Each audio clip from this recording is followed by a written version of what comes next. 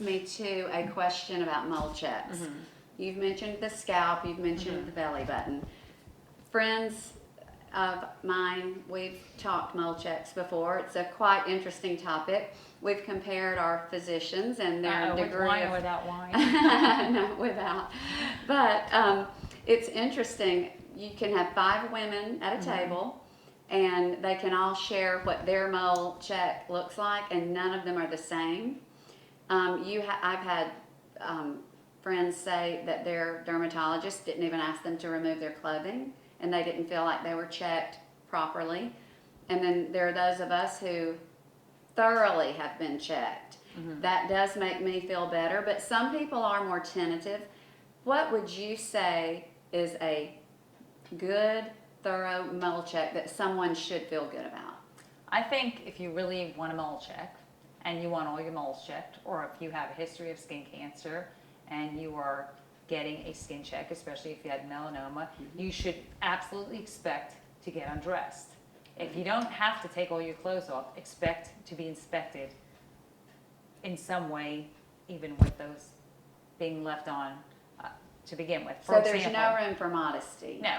When I do not have my patients take off their bra and their underpants or their undershorts before I come into the room. I do not have them standing there naked waiting for me with a towel or a sheet around them, but they should expect that when I get there, I'm going to be looking underneath everything they have on.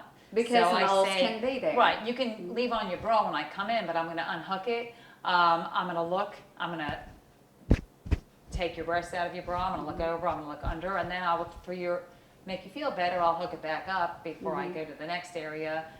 So you're not standing there totally naked, but you should expect that every part of you is going to be looked at, and certainly expect to take your shoes and socks off. Right. Now, some people might say, but these parts have not been exposed to the sun, but you have seen skin you don't cancers. have to have exposure to sun to have a melanoma. I've seen a melanoma on the bottom of someone's foot, which doesn't mean it was never exposed to the sun, but you can get a melanoma in a part of you that has not been exposed to the sun.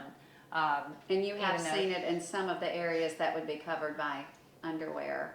Right. So, and if someone's had a melanoma, they can get a metastatic melanoma from that one, and it could be in any place.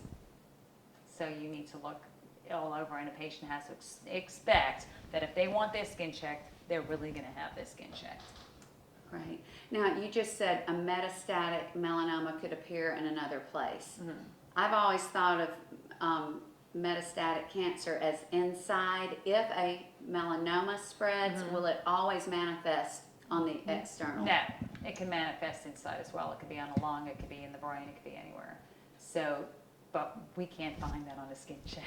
So, but those patients are those who've already had a melanoma? Right. A patient that's had a melanoma that's considered a higher risk melanoma, they would be followed very thoroughly to make sure that they don't have any internal involvement. And I usually would have the oncologist follow them to that, and they would have other scans besides just a skin check.